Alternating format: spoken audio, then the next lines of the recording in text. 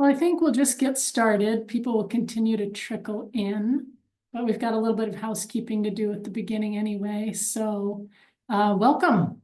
I know this is going to be a great conversation on rewilding North America. I'm Sophie Earhart. I am the Vermont Land Steward for the Northeast Wilderness Trust, and I'm delighted to be the facilitator for this first installment of Newt's 2025 speaker series. A little bit about Northeast Wilderness Trust. We were founded in 2002 to fulfill a niche in the land trust arena. We are the only regional land trust that works exclusively on rewilding. We conserve forever wild landscapes for nature and people, and currently we protect over 93,000 acres across New England and northeastern New York. In a few moments, we'll be joined by Jon and Henry, but first, a little housekeeping. Firstly, if you have any issues with Zoom during the webinar, please use the Q&A button on the bottom of your screen, and we will try to help you sort it out.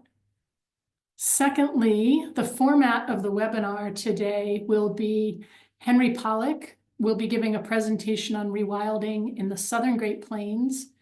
And then we'll have some comments by Jon Leibowitz on rewilding in the Northeast, followed by a conversation between the two of them. And after that, we're going to have the Q&A. And so we're hoping that you, the participants, submit a lot of great questions for us. And you do that using the same Q&A button at the bottom of your screen. Do not use the chat function because that is disabled and the questions won't come through. Lastly, we've scheduled this webinar for 90 minutes, but we're actually hoping to take about an hour. So we do have plenty of cushion for the Q&A, and our panelists are willing to stay till 8 if anybody else is still here and the questions keep rolling in. So without further ado, it is my pleasure to introduce our two panelists today. Henry and Jon, if you want to come on. Henry Pollock is an ecologist turned land trust director. He is the executive director of Southern Plains Land Trust, a Colorado land trust working to restore the American Serengeti. Henry has a background in ecology and conservation with a strong focus on quantitative data-driven science and practice. He has a PhD from the University of Illinois at Urbana-Champaign in ecology, evolution, and conservation biology, and nearly 15 years experience as a wildlife biologist and academic researcher. So welcome. Thank you for being here, Henry. Very excited to be here. Great. Jon Leibowitz is the president and CEO of Northeast Wilderness Trust, a position he's held since 2017. He was previously the executive director at Montezuma Land Conservancy in Colorado. Jon holds a Juris Doctor and Master's in Environmental Law and Policy from Vermont Law School and a bachelor's degree from the University of Colorado Boulder. He actively volunteers on various state, regional, and national committees, including the Leadership Council of the Rewilding Institute and the National Land Trust Alliance Leadership Council. So welcome, Jon. So we're going to turn the slides and the mic over to you now, Henry, for your presentation.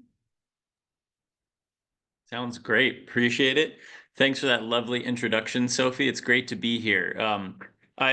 Newt has been on my radar for a while, and as Sophie mentioned in her introduction, there are very few land trusts around the country that are doing the kinds of things that Newt and also SPLT are doing, rewilding, biodiversity conservation, et cetera. So really exciting to be here, and hopefully for many of you who are more accustomed to the forests of the Northeast, I'd like to transport you today to a different region of the country to talk about some of the rewilding efforts that we are currently conducting on the Southern Great Plains of North America.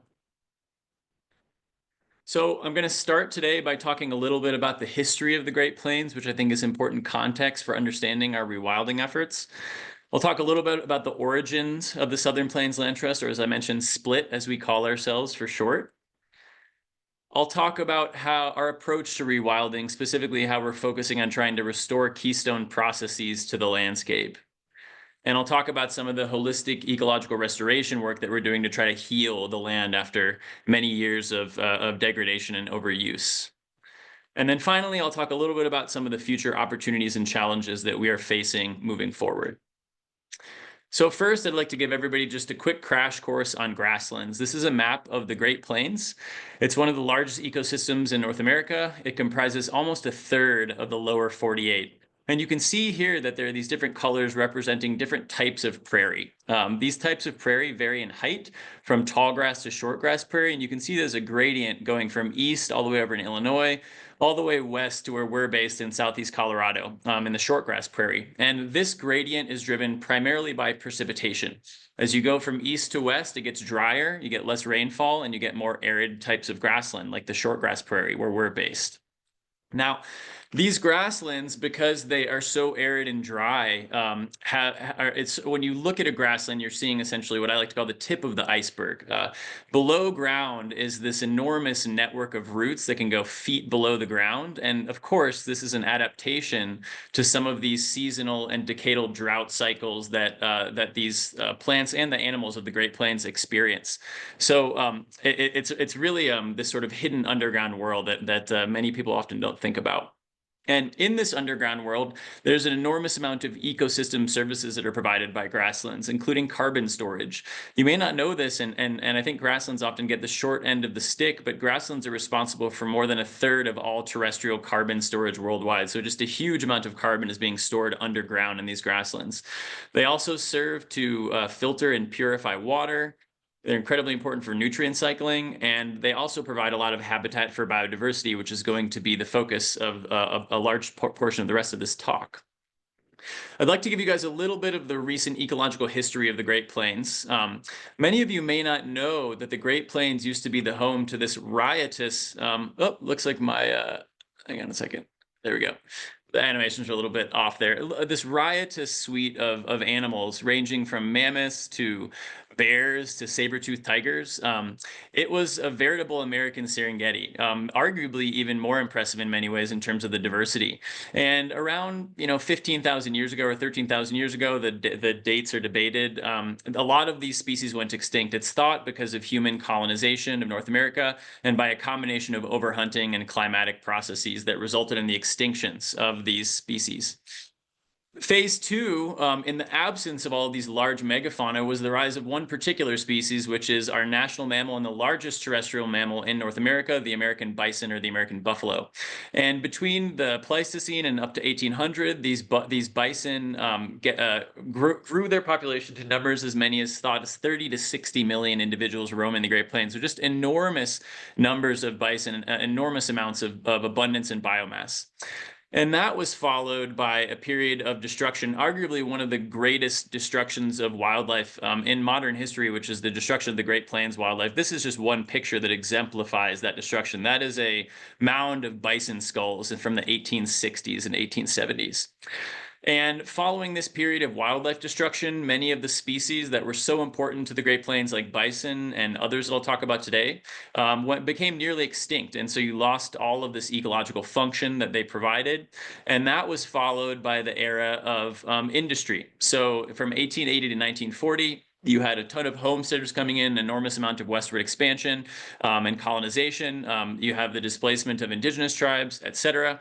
And this led to sod busting, the plowing up of these Great Plains, which was a layer of millions of years of humus, and ultimately led to a lot of the Great Plains, in fact, tens of millions of acres blowing because it wasn't anchored anymore, which was the Dust Bowl. And probably one of the most iconic moments of the Dust Bowl was Black Sunday, April 14th, 1935, when a dust storm so powerful blew across the United States that it blew across the Atlantic Ocean and made people in London and Paris sick.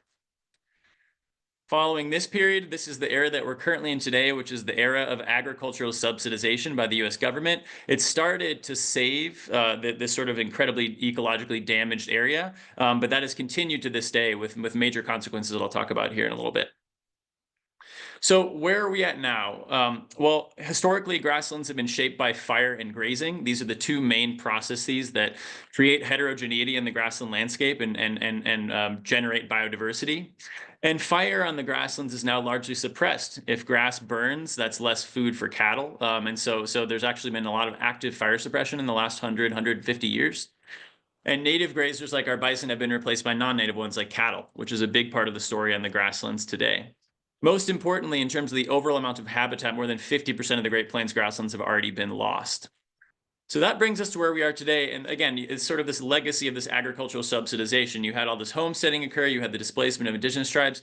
And currently today, if you look at the land distribution on who owns this land throughout the state of Colorado, you can see that the Eastern Plains is the majority of it is privately owned. And this is true throughout the American West. So this is a major impediment to creating these sort of large scale connectivity that we try to achieve when we're trying to rewild and restore some of these ecological processes like migration, for example. So that's where we come in this privately dominated, agriculturally dominated landscape. We were founded in 1998 to start combating some of the loss of grasslands. And our mission at Split is to create a network of shortgrass prairie preserves across the Southern Plains. We're located in southeastern Colorado across a couple of different counties. And you can see our land base right here with those highlighted lines. Our three main preserves are Raven's Nest, Heartland Ranch, and Fresh Tracks. They comprise about 50,000 acres altogether. We protect another 10,000 acres through conservation easement. And we have been battling since 1998 to try to stem the tide of this agricultural and industry expansion. We tend to focus on intact tracts of land, trying to preserve some of these large intact landscapes that are still left over and have not been plowed up since the westward expansion. Just a brief summary of what we've achieved. We've achieved rapid growth in acres protected. In the last 15 years, it's been almost exponential, and you can see that here. We have a bison herd that we are managing as a conservation herd as opposed to meat production, so they're 130 strong and growing. And we have another keystone species that I'll talk about here in a minute. That's the black-tailed prairie dog. We currently actually have more 3,200 acres, so that total is a little bit outdated.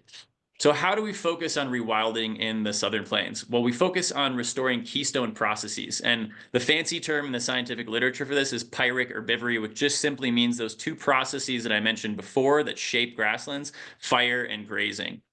And so in the Great Plains, the main grazers are the bison, which, as I mentioned before, was nearly extirpated from the Great Plains and has been slowly making a comeback in recent decades. Prairie dogs, which I'll talk about here in a little bit, and then, of course, beavers.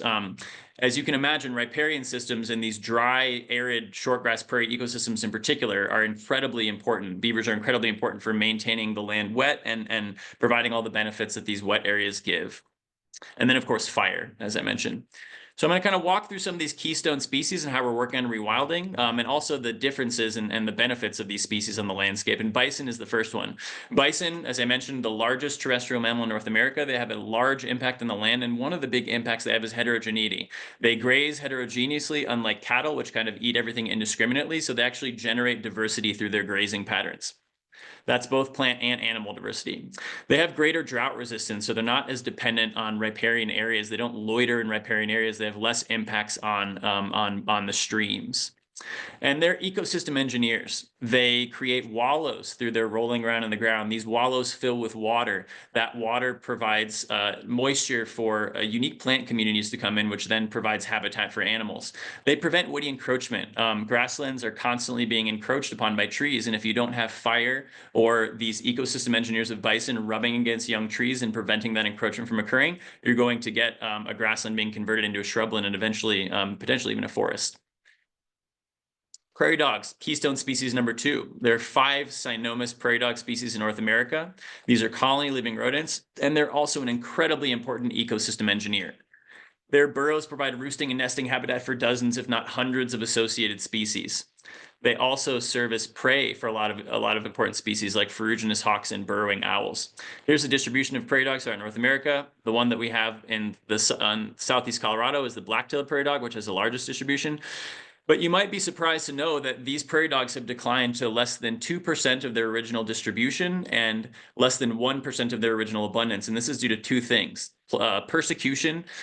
People often view prairie dogs as pests and competing with cattle for forage, and they're shot and persecuted very intensely. And then also plague. Humans brought over rodents on their ships, which brought over fleas, which brought over Yersinia pestis, which is the same thing that caused the Black Plague in medieval Europe. And this is devastating rodents, but particularly prairie dogs. A single plague event can cause 98% colony collapse. And because of the decline of these prairie dogs, a lot of the associated species, like the black-footed ferret, the most endangered mammal in North America, which is an obligate predator of prairie dogs, are also declining. And then, of course, there are beaver. The picture says it all. The picture's worth 1,000 words. You can see here the impact that beaver on the left have in the landscape of trying to slow the flow, spread out water, create more of a floodplain environment, and then create that riparian vegetation that allows all of these aquatic species and others to flourish. I want to talk a little bit about ecological restoration, healing the land and fences. Trigger warning for this next picture. It might be a little bit disturbing to some of you, but this is a reality of the plains. With this westward expansion, you had an enormous parceling up of the plains and proliferation of dangerous barbed wire fencing. And this is what can happen. This is a pronghorn. A pronghorn is America's fastest terrestrial land mammal. That's because they used to outrun the American cheetah, which is one of those species that went extinct about 13,000 years ago. And because they can run so fast, it's a trade-off. They can't jump as well, and they often try to go under fences and get caught. So at Split, we're working on trying to heal the landscape by removing these fences. This is just one example of a project where we did over 50 miles of fence work. Our ultimate goal is to try to remove all interior fence and eventually create wildlife-friendly fence that has smooth top and bottom wires in the perimeter that allow these ungulates to move around in their migratory and seasonal movements. Then there are the streams and springs. As I mentioned, the first step is trying to relieve the grazing pressure. 80% of damage on these landscapes is from grazing livestock. Grazing can have all kinds of impacts. It can cause incision. It can cause increased erosion, impaired water quality, reduced establishment of riparian vegetation. And as I mentioned, cows are far more dependent on water than bison. Just to give you an example of how many bison there are in a landscape, it's Split. It's about 1 per 430 acres compared to the regional average, about 1 cow per 30 acres. So we try to maintain grazing at a relatively low rate. In terms of the aquatic restoration, we do a lot of stuff like this. Cattle cause erosion on the landscape. When there's soil that's a little bit less compacted, it can erode, and you get these things called head cuts where the land just starts to actively erode, and we try to fix that through one-rock dams. It's a common technique to try to reverse some of this erosion. Log jams and BDAs, I mentioned the importance of beaver. A lot of these streams, because of the enormous damage that's been caused by them from overgrazing throughout the last 100, 150 years, are dry, and they are very flashy. They have enormous floods, and then they'll be dry for many months of the year. So trying to slow that water down through log jams and beaver dam analogs is a very big part of that story.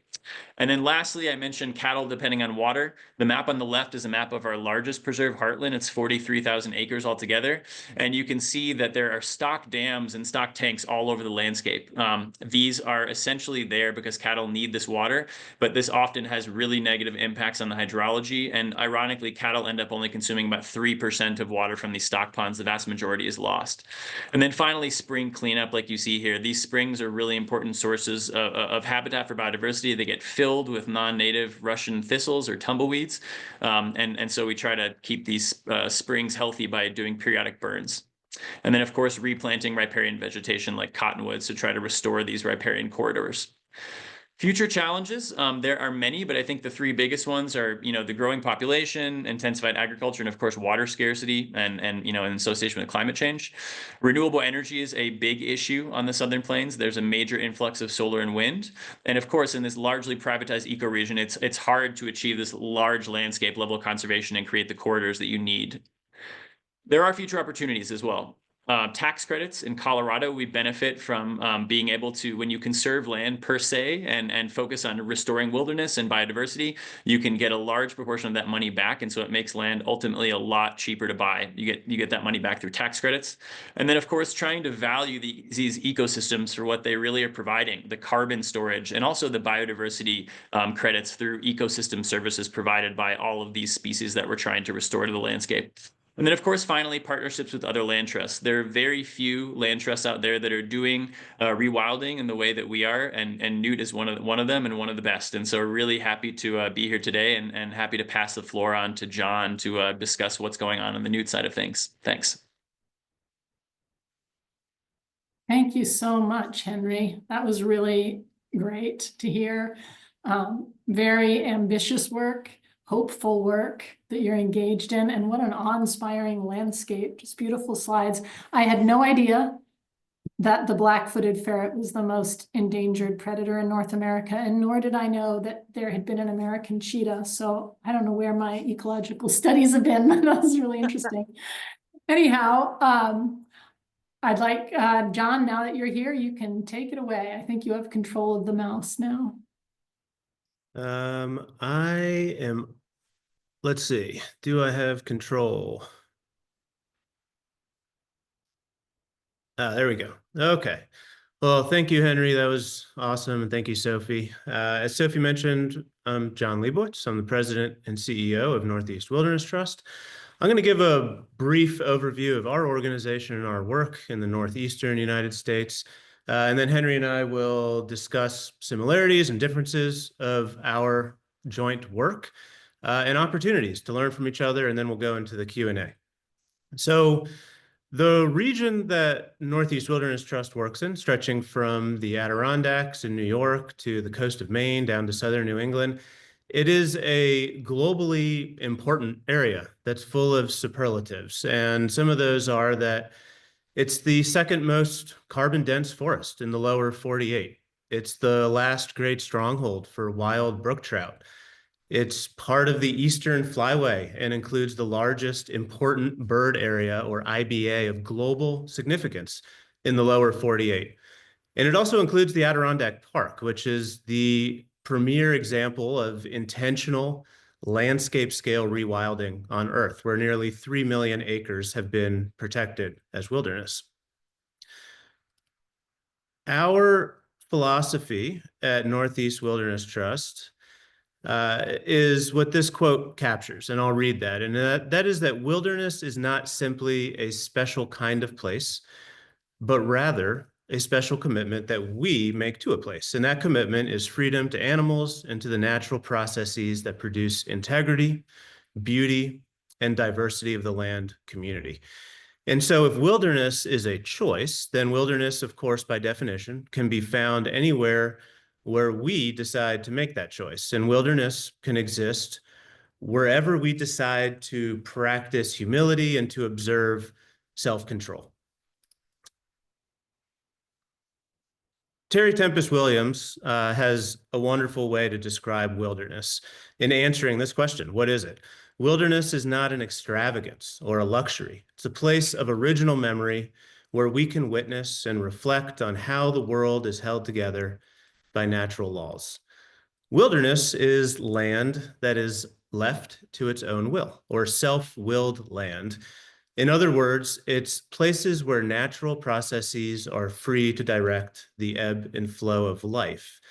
And the word untrammeled, importantly, not untrampled, but untrammeled, was consciously used as the defining word in the Wilderness Act of 1964 to describe it. And something that is trammeled is bound or caught versus untrammeled, which is free or unimpeded. The Wilderness Act doesn't contain the words pristine or untouched or unpeopled, because the primary characteristic of wilderness is not virginity, but freedom. Wilderness is about freedom, and rewilding, the way that we approach it at Northeast Wilderness Trust, is all about wilderness. We carry out this work to rewild the Northeast through a three-pronged strategy. We have three pillars. They're protect, learn, and champion, and I'm going to go through each of these. So first is the protect pillar. We prioritize our land conservation activities focused with a lens on biodiversity, habitat integrity, and climate benefits. And we screen every project that comes into the organization based on its size, adjacency to conserved land, adjacency to other wilderness, the condition of the forest, the role and connectivity to other places and other conserved places, and how resilient the land is, using tools like the Nature Conservancy's Resilient and Connected Network. No matter the variables, each place that we protect is designated as what we call forever wild. And thus every forest that we protect, no matter its condition today, is a future old growth forest.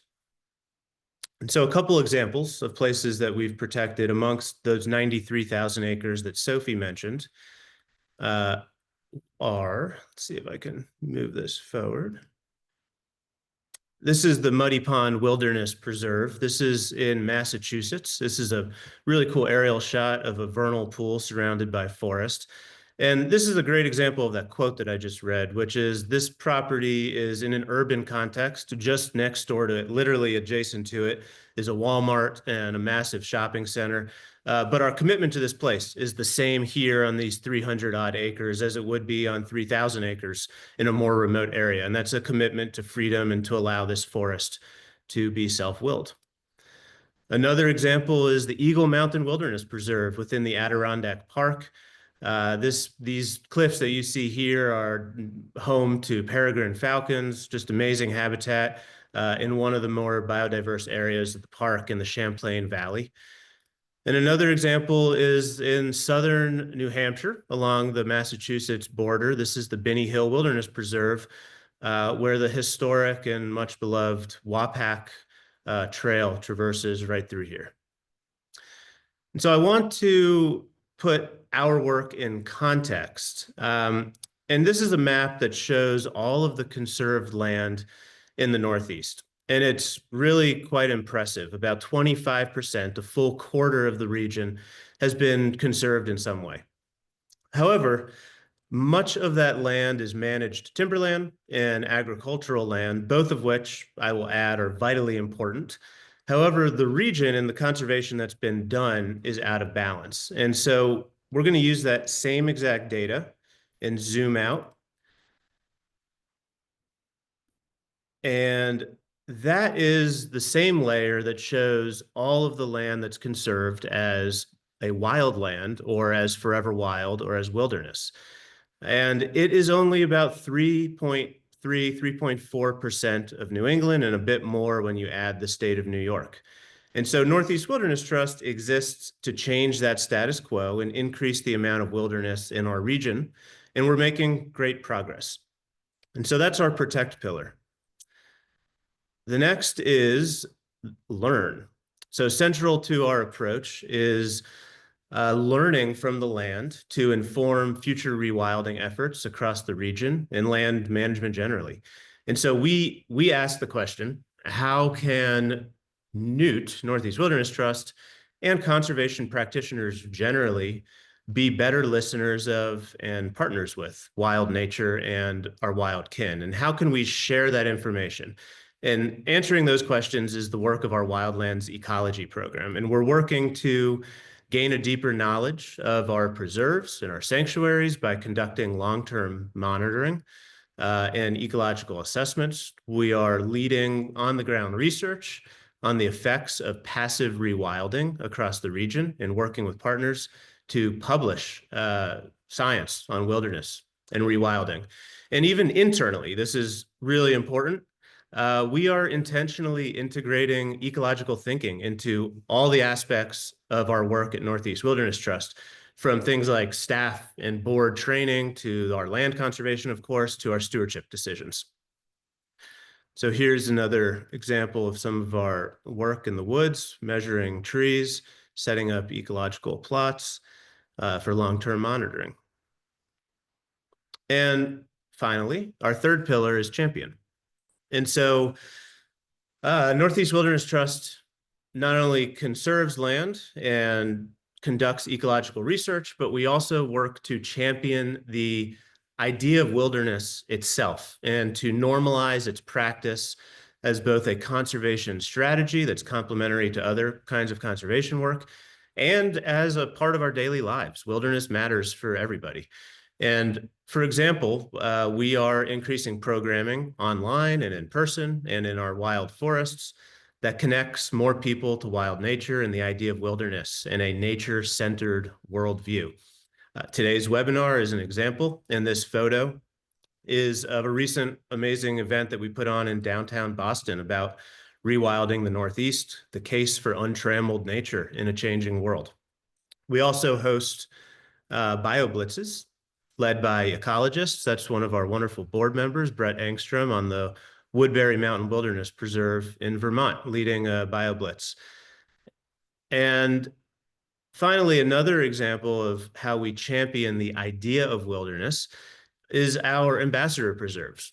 While all of the preserves and sanctuaries that Northeast Wilderness Trust protects are open to the public, most of them are not focused on recreation. And in other words, they don't have parking lots and they don't have trails. However, we do have a network of properties around the region that we designate as what we call ambassador preserves, where we include kiosks that have information and educational information on rewilding. And we also develop footpaths so people can enjoy and appreciate and learn to love wild places. And this is another photo of Muddy Pond Wilderness Preserve in southeast Massachusetts. So where does this all lead, and what is Northeast Wilderness Trust doing? And so we recently co-authored and co-published this report that you see on the left called Wildlands in New England, which, in addition to providing a first of its kind inventory of all wildlands in New England, it was also a call to action to urgently add more wilderness, more wildlands across our region. And we take this responsibility really seriously at Northeast Wilderness Trust, and we're approaching it with urgency. We just published and adopted our most recent strategic plan, and we aim to double the amount of land that we've protected in the next 5 years. And we're well on our way. We protected 14,000 acres last year in 2024, and we have more than 25,000 acres of active projects that we're pursuing now that are going to close in the next year or two. All of this work that Northeast Wilderness Trust is engaged in, that Henry's outfit is engaged in, it's all part of a global movement to rewild the earth. And organizations like Rewilding Europe, the Global Alliance for Rewilding, Tompkins Conservation, and many others, we're all working in separate regions of the world and separate regions of the country, but we are doing the same work. And this global movement, I think, is best articulated in this document that you see on the right, which is called the Global Charter for Rewilding the Earth. And Northeast Wilderness Trust was one of the original signatories to this document. And you'll be provided a link to both of these resources after the event.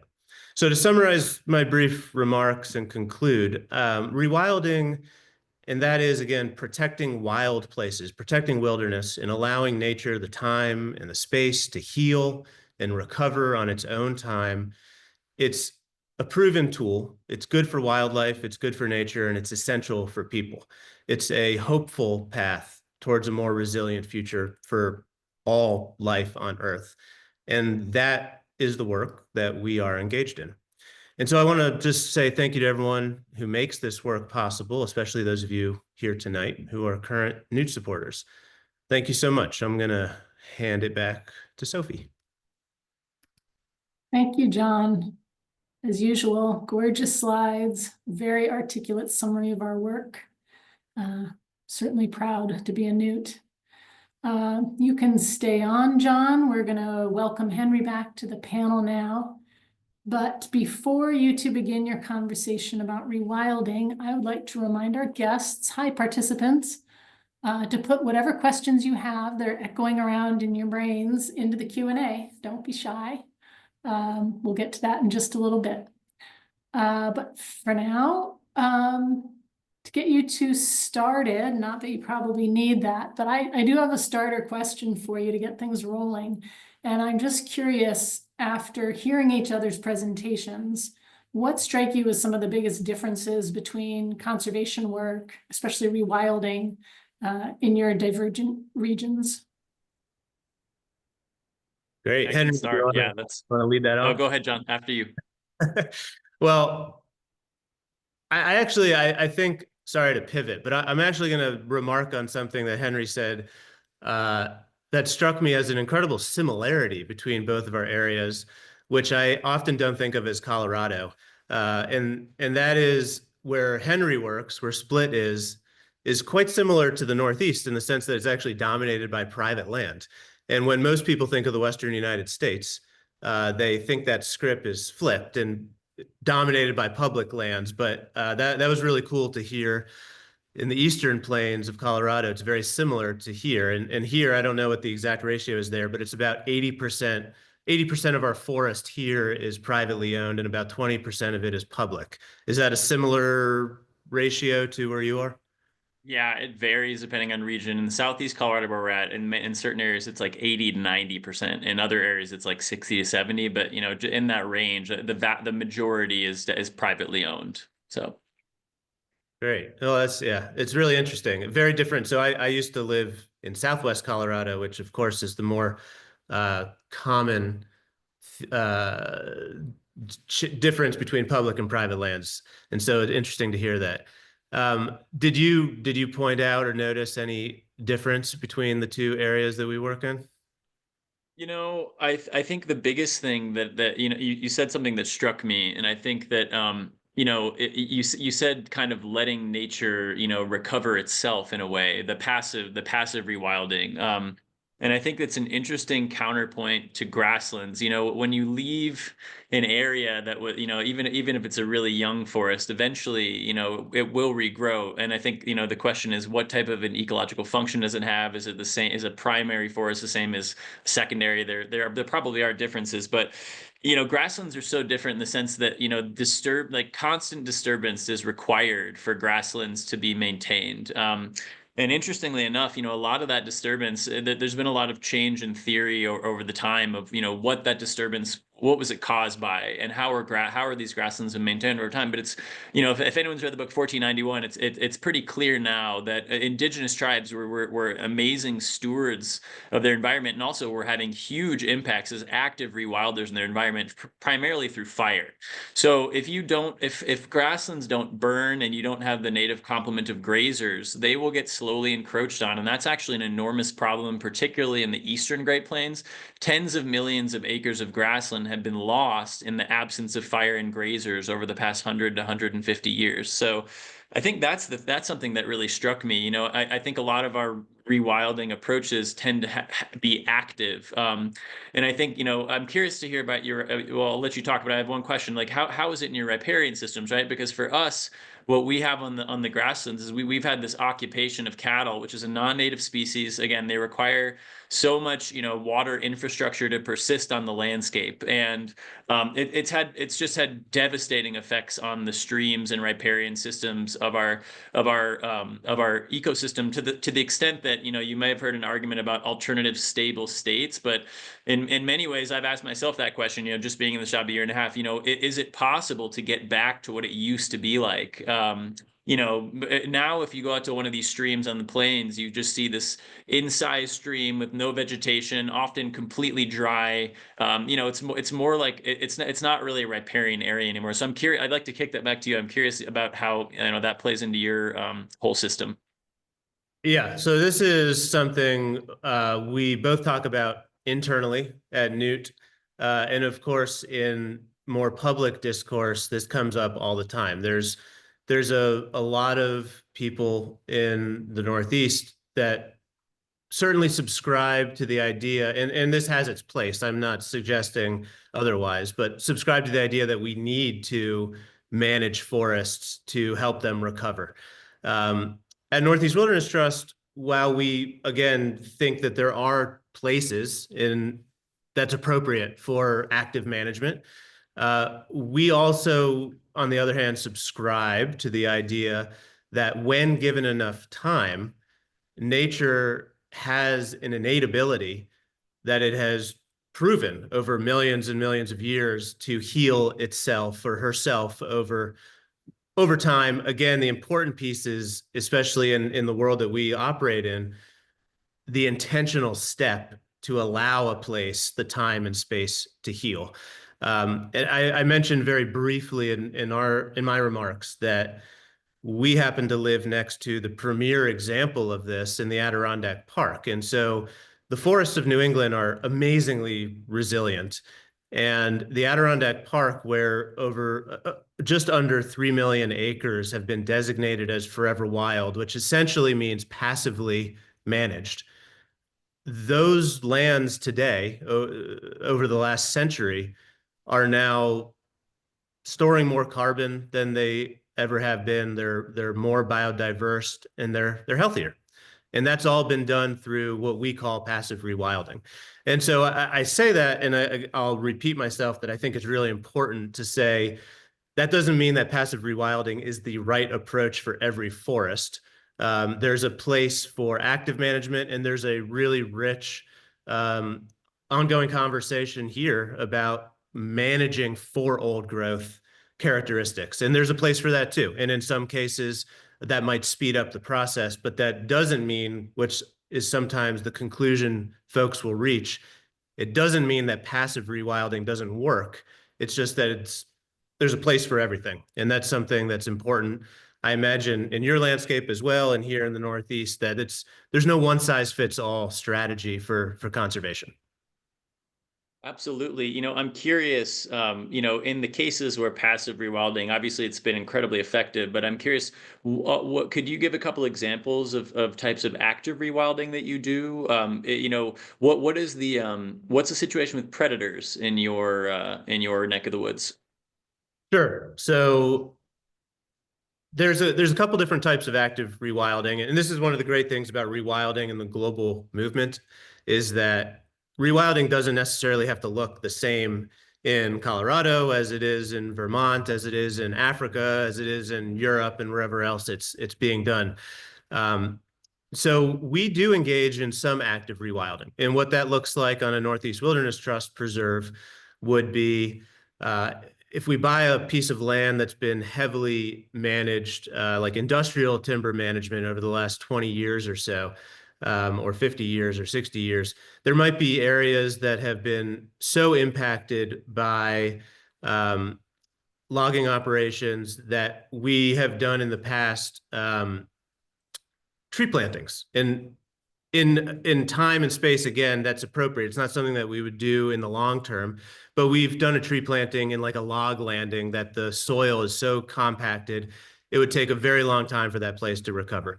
Likewise, when we buy land that has logging roads on it and disjointed and disconnected waterways, we've removed culverts, reconnected riparian areas, and we've brought back, on one of our preserves, we brought back a beaver population that has been transplanted to that area and is doing great. So those are a couple of examples. And then the kind of zooming out from there, another form of active rewilding is often called trophic rewilding, and that's the active process of reintroducing missing species. This has been done to great success in South America by Tompkins Conservation and their partners with a number of species. And Northeast Wilderness Trust is engaged tangentially to the idea of one day having cougars return to the Northeast. And we're part of a collaboration called the Cougar Research Collaboration that's publishing science on what that could look like over time. And in fact, our next speaker series that's happening in a few weeks is with Mark Elbrock from Panthera and Shelby Perry, our wildlands ecology director, and they're going to be talking about cougars and what that may look like. So that's what some people call trophic rewilding.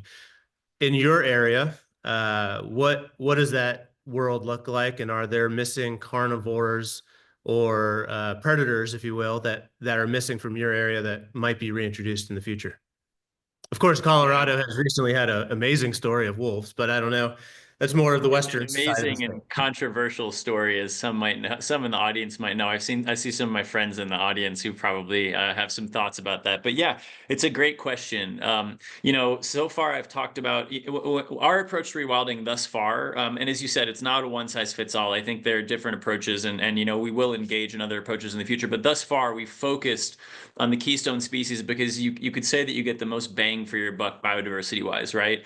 All of these species that I mentioned, the bison, the prairie dog, and the beaver, they all generate biodiversity simply through their actions as ecosystem engineers. Beaver, will cut down trees or woody vegetation. They'll create dams, which keeps water in the landscape. Bison create this heterogeneous kind of plant community. Prairie dogs provide habitat and serve as prey for all these other species. So, by focusing on those, I think we kind of are getting the most bang for our buck rewilding wise. But I think that the trophic rewilding issue is one that's been front and center, in a variety of scenarios in recent American history. Obviously, wolves are one of the big ones.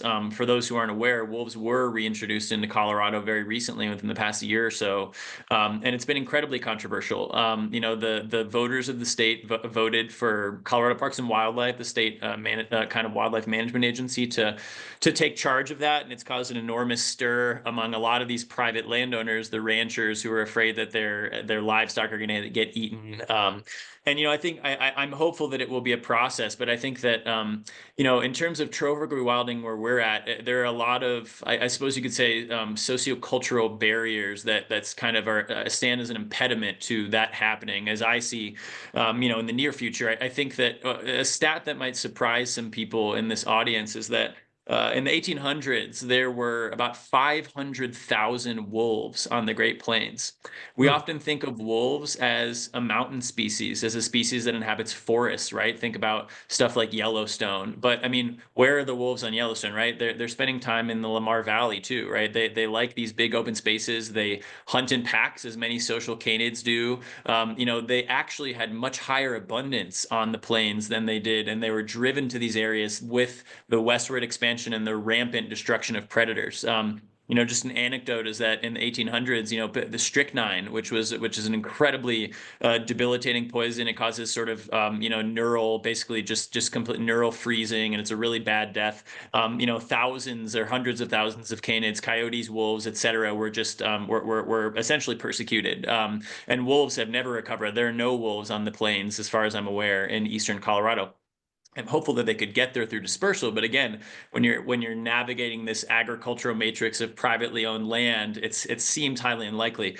Another stat, really quickly, is grizzly bears, the other big predator on the plains. There were 50,000 grizzly bears on the plains. If you look at their range now, they're restricted to mostly in far northern North America, mostly in mountainous areas. But grizzly bears were plain species. They were as abundant, if not more abundant, on the plains. So this is surprising. It was surprising to me when I started to learn about this ecosystem. And I think that ultimately, without having apex predators in the landscape, we're all familiar probably with the idea of trophic cascades. When you have these apex predators, they impact the lower levels, and that has huge implications for ecosystems' health. I think we're far away from that.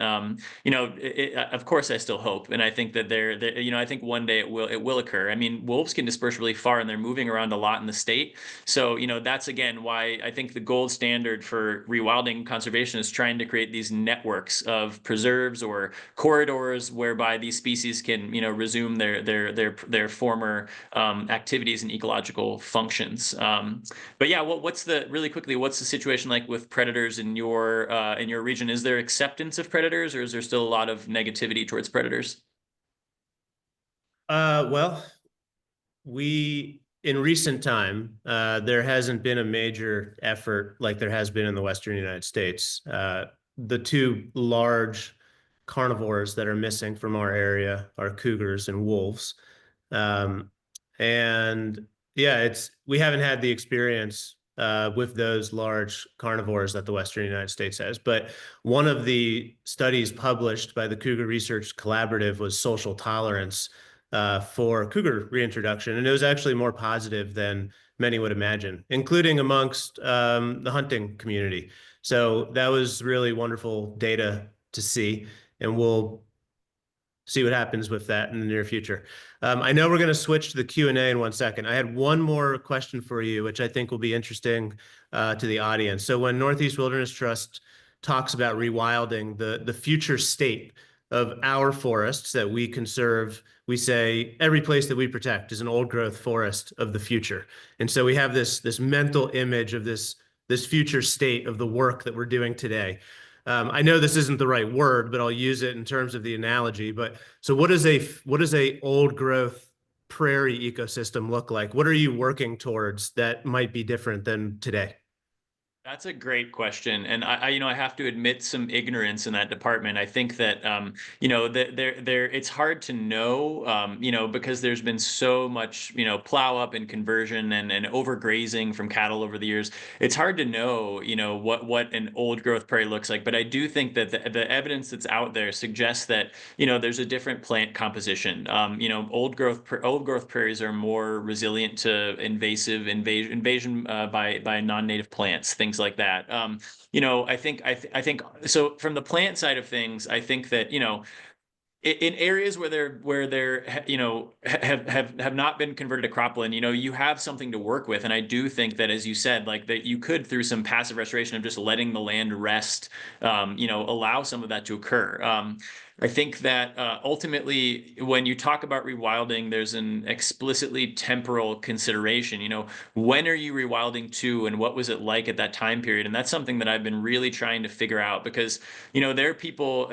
There's this term in the ecological literature called shifting baselines. It's this idea that we don't know what it is that we've lost, and we don't know. So we get used to what it was in the previous generation. And when I talk to people in our area, ranchers and farmers and et cetera, who are our neighbors, I say, did were there ever any cottonwoods out there? And they said, oh, of course not. No, there never were. But then you hear these descriptions of places like Big Timbers, which is Lamar, where we lived. There used to be a place called Big Timbers, which was this enormous, like 1 mile on each side of this river gallery forest where tons of indigenous tribes used to come and camp out. And, it was like a forest. And so, I think that we've really been affected by that in our region, this sort of shifting baseline syndrome of not really knowing what it is that we've lost. And I think one of my goals at Split is to try to do some sleuthing. And I don't think I have the right answer yet, but try to figure out exactly what state we're trying to achieve, and then work towards that. So Amazing. Yeah, thanks for sharing that.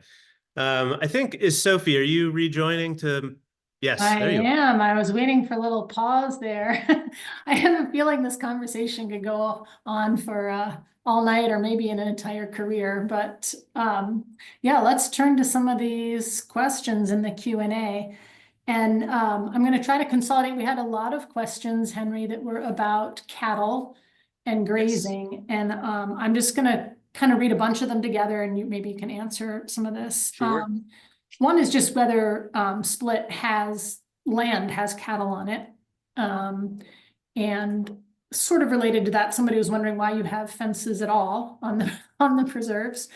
And then other people wanted to know, like, how receptive is the ranching community in your to your preserves? Are they willing to sell land to you?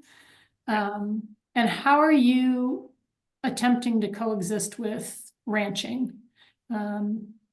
In general. Absolutely. Yeah, that's culture. So well, that's about an hour worth of material right there, but I'll try to keep it brief.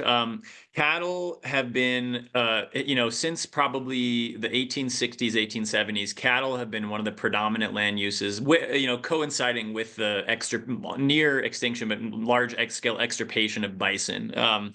And as I mentioned earlier, there are just fundamental differences between these non-native and native ungulates. Cattle are just not evolved. Cattle are a tropical species originally. They evolved in the tropics originally. They're not necessarily well evolved to deal with the types of extreme wind and temperature extremes and all of these things that you experience, and drought that you experience out on the prairies, especially the shortgrass prairie. So the functional result of having cattle in the landscape in particular, there are a couple of big things, but they can have a negative impact on plant diversity because they graze more indiscriminately than bison. I would say the biggest thing is their impact on water. They loiter in water, in water areas, whether it's a spring or a stream or whatever.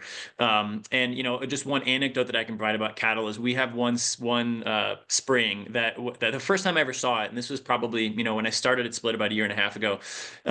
Just full of tumbleweeds, no vegetation, just graze, like just cow pies everywhere, completely, just battered and destroyed. I mean, it looked like absolute trash. And after about 6 months in one growing season, and this was again, I'll talk about how whether we have cattle or not, but we do not have cattle on the landscape. We have done things sometimes to make a deal work where we'll let cattle graze for an extra year. In the grand scheme of things, when they've been grazing there for 150 years, in our mind, I think one extra year is not as big of a deal. But for example, there were cattle taken off of this area in November of 2023. And in April of 2023, and I'd be happy to send pictures, I have before and after. I went back there, and if you look at there were 6 trees there. They were all old growth cottonwoods that had probably been around for 80 to 100 years. There was no recruitment, no young plants, no seedlings, nothing. In one growing season of having cattle off the landscape, and bison had access to that area, and they were using it, albeit much less frequently. There were 100 cottonwood seedlings in this one tiny area. So again, I think that it's just it exemplifies how letting the land rest, and even passively, you know what I mean, in those riparian areas is going to have a huge impact, and cattle have just an undeniably negative impact on riparian areas in particular. Now, in terms of how we get along with our neighbors, I'd like to think that we get along pretty well with our neighbors, and I think that it's sort of an imperative in the place that we're working at. You know, our preserves are incredibly remote. The closest town to Heartland is about 50-minute drive away on county roads, where nobody goes. The closest house to our house is about 20 miles away, where our headquarters are. So, you know, you have to depend on your neighbors in these types of environments, and we have to you know, really successful effect. We've done mutual fencing projects. The fence graph that I showed earlier, we actually worked with our neighbors, many of whom, you know, were initially resistant, but we ended up working with 6 neighbors and doing a mutual fencing project where we replaced their old dangerous barbed wire fence with wildlife friendly fencing. And it worked great. You know, they have no complaints, and now the ungulates are free to move around as they please. So I think that, you know, when we originally started in the Southeast, we were very controversial. You know, people came in trying to buy land with the intention that our founders came in trying to buy land with the intention of trying to reintroduce prairie dogs, which many ranchers just absolutely despise. So it was certainly an uphill battle from the beginning. But I think at the point that we're at now, especially with some of the more kind of community-oriented work we've been doing in the past couple of years, I like to think that we're, you know, making inroads into trying to have better connections with them. And in reality, a large proportion of our land base that we bought in fee is because we've had relationships with people who have then sold their land to us. So. Thank you. Thank you for getting all that in. So we have a question that I believe is to both of you, and there's multiple questions on carbon storage and carbon programs. So I guess the first one is just, you know, can you speak to the sort of respective, like how carbon is stored? What are the benefits of your work as far as carbon storage? And how does that look different in the 2 landscapes? And then how do carbon and biodiversity credits work at your land trusts? That probably sums it up. You want to take that first, Henry? I can briefly talk about it, and I have to admit that I am so our carbon program was pioneering, and it was our founder and our former ED, still on our board, Nicole Rose Marino, who's brilliant, and she was kind of one of the first people who really developed a grassland carbon protocol for, you know, in the plains, and it's been incredibly important for us. It's been a large part of our funding plans. We've been able to monetize that to great effect, and it's been a big part of the reason why we've been able to accumulate land so rapidly. As I mentioned earlier, grasslands store a surprising amount of carbon, and that's because they have this enormous sort of unseen underground ecosystem that people are often, you know, not exposed to. And so I think that, you know, the carbon markets, and I can talk briefly about biodiversity credits, but, you know, these markets are pretty new. The carbon markets, and especially in the grasslands, have not been around for that long, and, you know, they're somewhat volatile. And, you know, in the past year, for example, we've experienced some lull in, you know, the interest of buyers who want to, you know, buy carbon from our projects, because there've been a lot of fraudulent projects out there that the kind of verification agencies are starting to crack down a little bit. So, you know, it's still in its infancy, and I think I would say even more so biodiversity credits. Like I've sat in a couple webinars, and the consensus for biodiversity credits is like it's coming, but it's not quite there yet. So I think, again, I said these are sort of future opportunities. I think that ultimately, once these markets start getting a bit more regulated, you know, and people start, you know, approaching, you know, economics doesn't have to be, you know, it doesn't have to be just pure capitalism. You can approach things from a socially responsible and environmentally responsible perspective, and really, you know, monetize some of the services that these species provide, whether it's related to biodiversity or carbon storage or whatever it is that they're doing for their ecosystem. So yeah, hopefully that answers the question. Yeah, thanks, Henry. And Northeast Wilderness Trust also is engaged in the carbon credit market, and we've engaged in both the California compliance market as well as the voluntary carbon market. We've been doing this for well over a decade now. And like you said, Henry, we have certainly experienced a rapid shift in the last 12 to 15 months in the market, especially the voluntary carbon market. We know through a lot of great published work that in our ecosystem, old and wild forests store abundantly more carbon than young and managed forests. And the sequestration rates are still debated in terms of annual uptake of carbon, but we know that wild and old forests sequester a lot of carbon annually as well. And so we have a program here at Northeast Wilderness Trust, which we call our Wild Carbon Program, and that's been used through two mechanisms. It has been used both internally for projects that we have purchased. We've enrolled them in the carbon market to help us buy land and help us close deals. So some of that money has gone directly into the purchase of properties. And then we've also, through an initiative that we have here called the Wildlands Partnership, we have helped other land trusts that we've partnered with who have entered into wilderness conservation or forever wild conservation. We've helped them enter the carbon market as part of the Wildlands Partnership Program. So if a land trust is thinking about buying a piece of land and they're committed to making that a wilderness area, they can work with our program, the Wildlands Partnership, and enroll that in the voluntary carbon market. Like you, Henry, we have just really started kind of paying attention to these biodiversity credits. I think that's still a ways off, at least for our organization. I think finally, the last thing I'll say, because it's important to admit that the carbon market and its use as a tool is super controversial, and not a lot of there's not a lot of agreement on should land trusts be engaged in that at all. What is it doing for the atmosphere, and is it, delaying X, Y, or Z? I think it's important to acknowledge those differences of opinions and the controversy there, and also acknowledge that it's really important for conservation organizations to have access to capital to do the work that we're doing. And so we engage in the carbon market. Every single dollar that's raised through that method is put into our mission to conserve more wilderness. And that's I think, an important thing to tackle and think about. Thank you. So kind of going in a different direction, we've had some questions about Indigenous knowledge.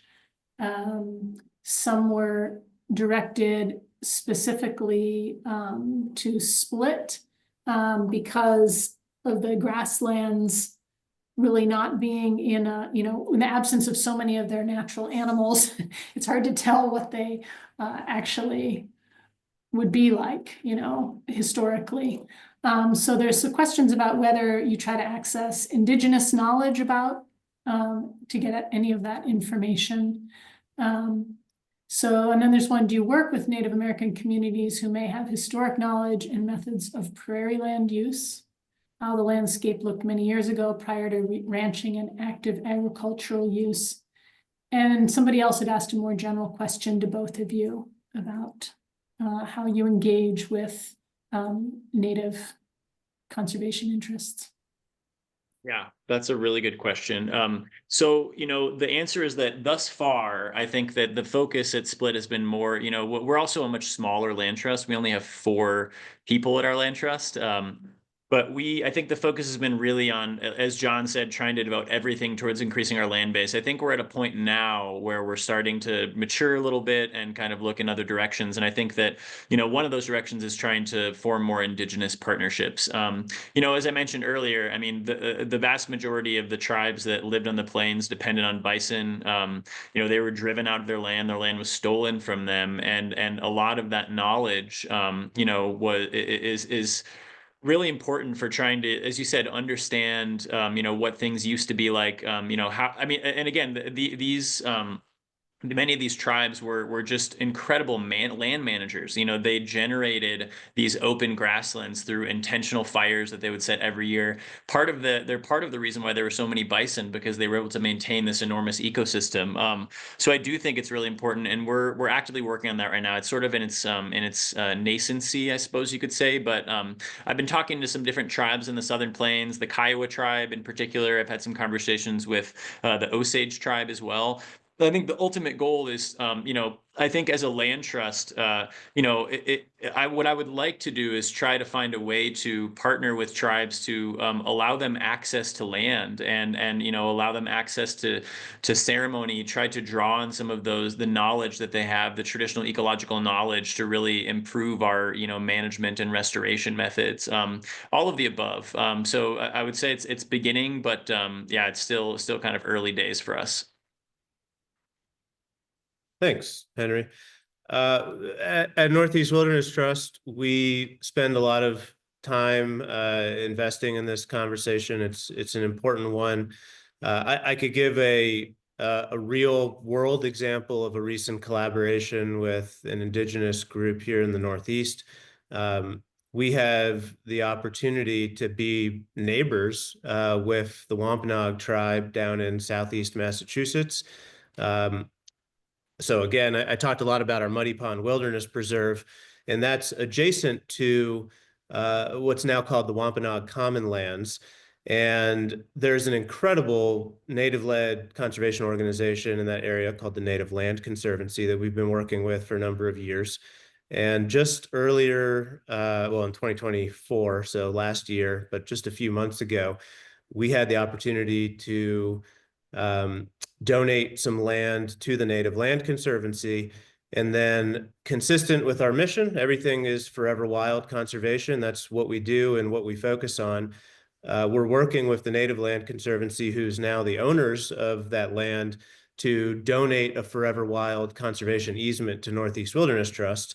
And simultaneously, on the Muddy Pond Wilderness Preserve that we own in fee, we are donating a forever wild easement to the Native Land Conservancy. So we're doing this really cool reciprocal relationship there, where one entity owns land and the other holds the forever wild easement, and on the other one, they own the land and the other entity holds the forever wild easement.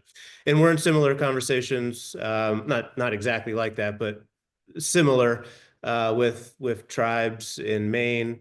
And it's an ongoing conversation. I think something that often gets lost in this topic is a immediate conclusion that wilderness and indigenous use of land and cultural uses are at odds with one another. And the reality is they're not. Most activities that are sought for cultural uses are completely consistent with wilderness conservation. And you see that at the land trust level. You see it at the federal level, where the U.S. Forest Service is working with tribes in federally designated wilderness for co-management, cultural access, et cetera. So I think the most important thing from our perspective, and what I've been really trying to drive the conversation here, is focus on the shared values and the commonality. And that's where there's so much opportunity for collaboration. And that's what we've been working on at Northeast Wilderness Trust. Thank you both. All right, I'm gonna try to, here's a really quick one, John. Somebody wrote, how long does it take to get to an old growth forest? Oh, well, that's actually that's actually a hard question to answer, because old growth, the word old growth, or the term old growth, is it's not well agreed upon what the definition of an old growth forest is. There's no like line that you cross, and on day 950 it's not old growth, and on 951 all of a sudden it's an old growth forest. And so there's actually a lot of debate going on, especially on public lands here in Vermont, on what constitutes an old growth forest. And so if Shelby, our ecology director, was here, she would say something, I'm not going to try to quote her because I will fail miserably at that, but she would say something along the lines of, it's really about the characteristics of the forest that defines whether it's old growth or not. And so there's a series of characteristics in New England that you might look at, like, is the landscape dominated, for instance, by coarse woody debris, like fallen trees and snags, versus standing timber. And in an old forest in New England, there would be a lot of fallen trees on the ground and half broken trees. We call that coarse woody debris. And then also the age of the trees is up for debate too, because, or I should say the size of the trees, because depending on the specific environment, like if you're at the top of a mountain in what's called crumults, for example, there could be very old trees that are tiny. Versus if you're in a bottomland, there's really big trees and they could be indicative of an old forest. So this is an area that's being debated daily around Vermont and New England, what is defined as an old growth. And there are definitions that the Forest Service uses, there's definitions that the state of Vermont uses, and others. What we would generally say, and we're working on this very cool project right now in southern Vermont, which hasn't been cut in, I think, 70 or so years, we would say that that is a forest that's on its way to having old growth characteristics. Maybe in another 50 years, they'll have more characteristics that would remind us of an old growth forest.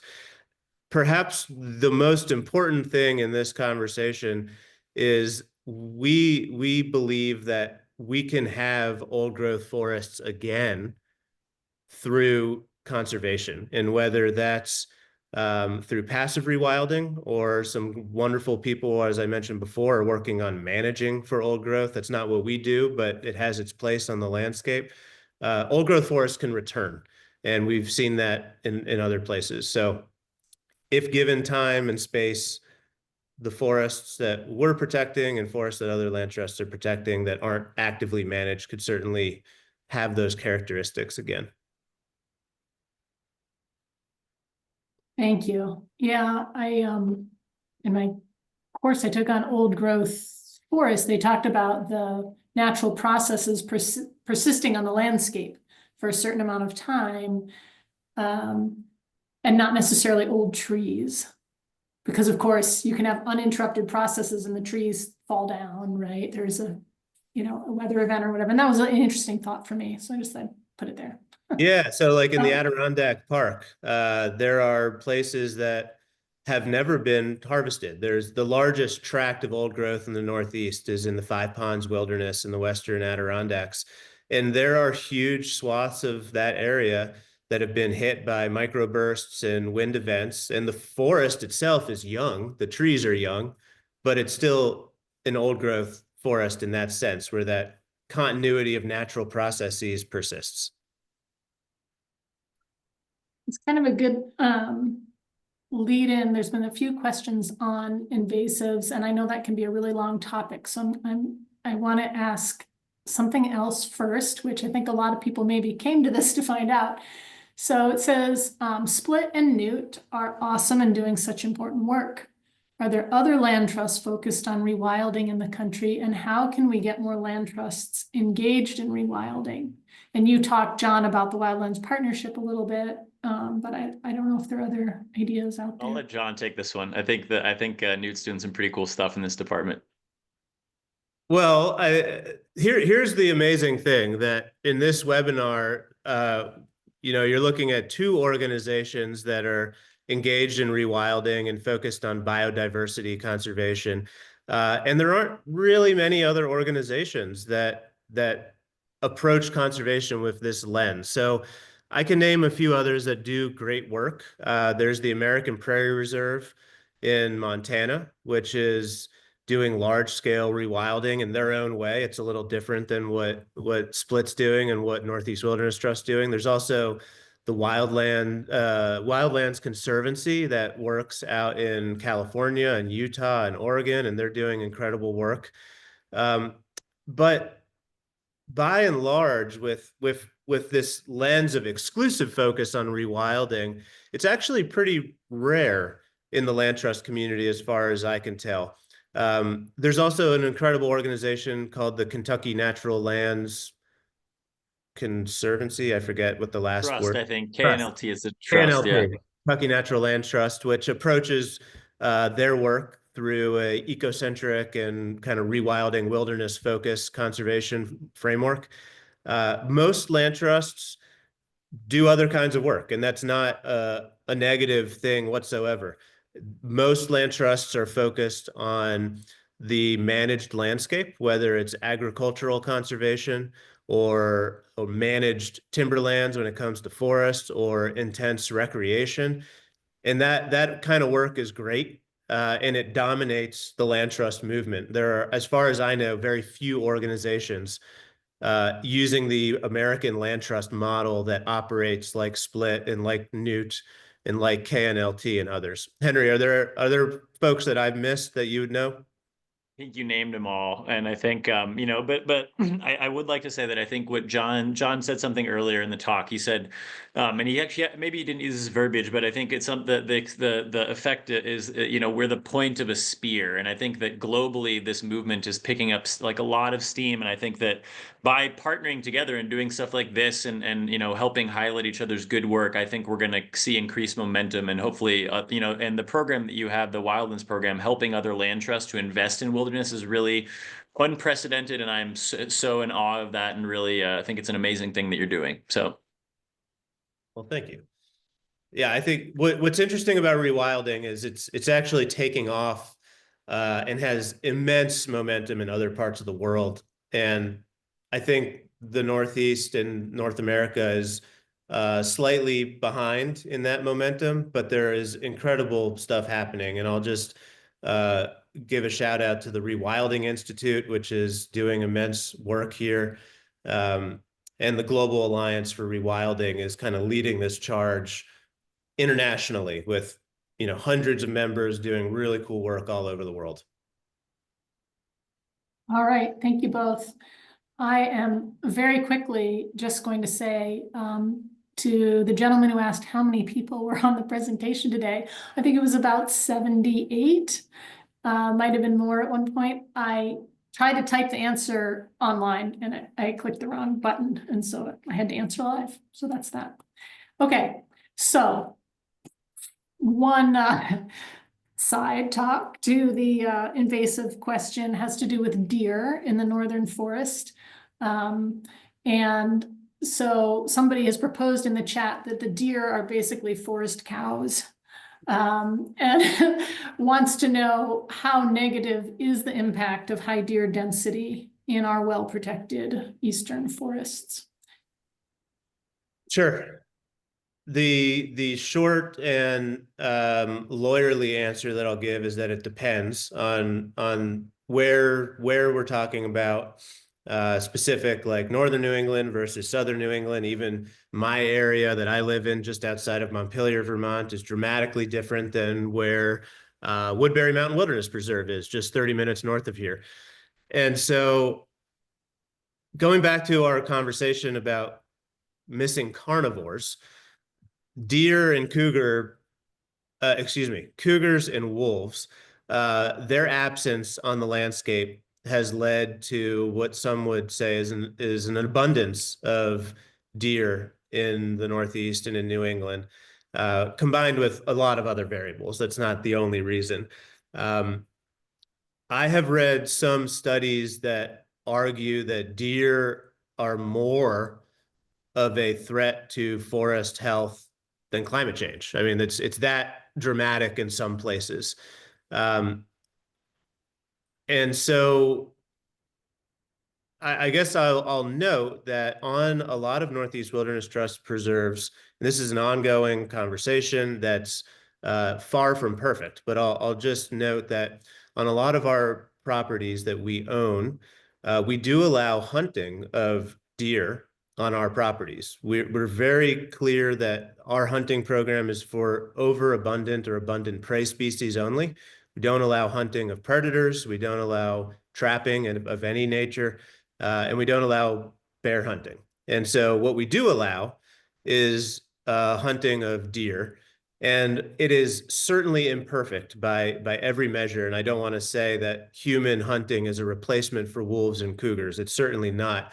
But in the absence of wolves and cougars, hunting deer is one tool in our arsenal of tools to keep deer in check. I'm not an ecologist, and I don't have a great insightful answer on the exact impact of deer. I do know that overbrowsing of the understory, especially the herbaceous layer, is dramatic in some places, and it really is a big problem in some areas of New England with overbrowsing. Thank you. Okay, so on invasive species, and they're not, the questions aren't really stated whether they're talking about herbaceous or insects, so I guess answer how you want to. One said, referred to the passive management approach that we have at Newt and allowing wilderness to recover in its own time. How do invasive species play into this long-term timeline? Are there any studies or examples of them receding and allowing natives to regain a foothold? And then also, either of you, how are you thinking about how, where, and when you address invasive species? Yeah. Go ahead, John. Oh, this is And I'm going probably to cut you off, so we have time for another question after this. So you only get all a right. few Yeah, minutes on this one. you know, the issue of invasives is probably the most controversial thing that we deal with and are engaged with. And I will say in short, in its most distilled form, on land that we own, Northeast Wilderness Trust preserves and sanctuaries, we do no invasive species management. And I know that that is a terrifying thing to hear for a lot of people. We observe where invasives are.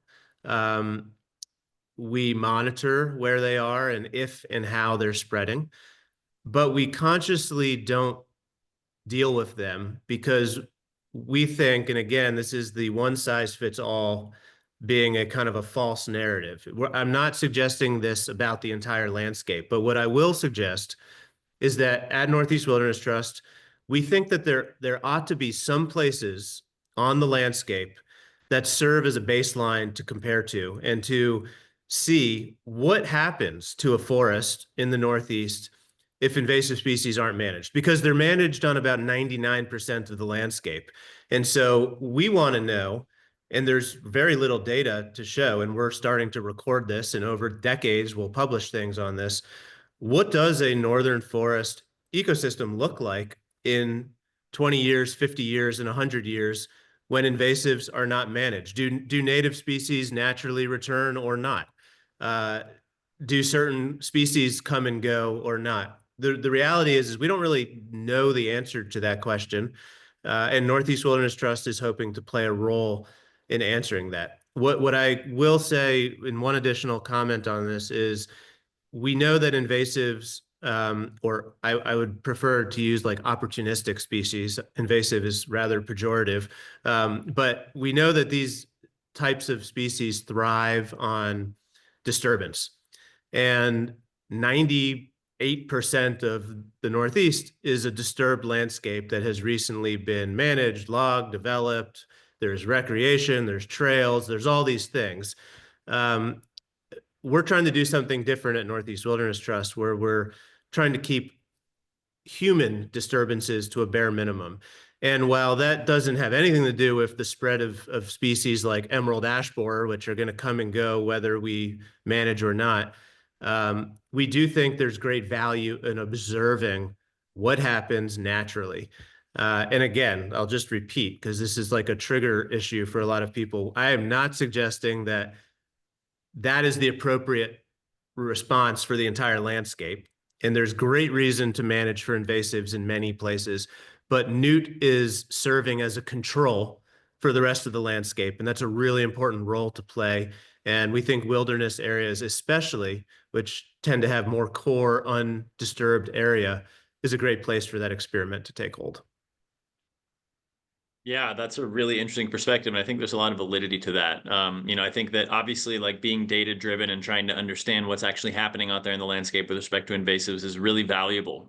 So kudos to you guys. I think on the plains, it depends on the taxa that you're talking about, right? Like there are invasive plants, there are invasive diseases, plague comes to mind, right? Plague has absolutely decimated one of the main keystone species and ecosystem engineers of the plains, the black-tailed prairie dog. So, I think invasives have an enormous impact, and that's something that we actively work on. We have an active plague mitigation program where we try to treat the prairie dogs to prevent with insecticides to prevent the fleas from proliferating and causing an epizootic plague event that can wipe out, thousands of acres of prairie dogs in a couple weeks. So I think that, invasives are something that we do have to manage. I think when you think more at the plant community, I think that what you see, and I think this kind of speaks to what John is saying, what you see with invasives in the plains is you see that in disturbed areas, if you have a hay stack out there, when you take the hay away, there's going to be a bunch of invasive plants that grow up out of the hay. If you have fences are conduits for invasive species. So, Russian thistles, which are originally from Asia, it's thought that it's a long story that I might get into, but it's thought that a group of Germans that originally migrated out of Germany due to religious persecution and then to Russia, and then from Russia to the Great Plains brought these seeds with them in their clothes. And one single Russian thistle tumbleweed, right? It's the iconic species of the American West, but did you know that it's actually not native? They can have 1 million seeds in one single little tumbleweed. So, when you're talking about that, I think I kind of agree with John. I think that, you have all these other things to focus on, like restoring predators, restoring, the key grazers and the keystone processes to landscapes. And ultimately, I do believe that, when you let the land rest for a while, and this was another question in the chat, I think that it will go back to in equilibrium, but it's dependent, right? It's case dependent. So when you talk about the riparian systems of the plains, like those are not going to recover unless there's active human intervention to try to repair some of the tremendous damage that cattle have caused over the past 150 years. So again, I think it's really a case-to-case basis. I think sometimes it's warranted and absolutely necessary, and other times you need to kind of just let the land do the work and leave it to itself. Thank you both. I knew that would be a long question to try to tackle. And I want to just kind of wrap things up here. Thank you both so much for taking the time to share the rewilding work of your land trusts with all of us and answering so many questions. If we did not get to your question, there were a lot of them, and we are going to try to answer them via email. To everybody who participated in Zoom, all the guests, thank you for showing up. It's really encouraging to have such a terrific turnout, and we appreciate all the thought-provoking questions. And also want to thank you for caring about wild creatures and wild places, and for everything you are surely doing in your own home region for nature. So with that, we will pretty much wrap up. I hope I might see you again on March 4th. We're going to have a really great speaker. Speaker is on the role of large carnivores in rewilding ecosystems. So we're going to circle back to that topic. So thank you all very much for being here, and have a good night. Thank you, everybody. And thank you, Thanks, Henry. everybody. Pleasure. Thanks for the invitation.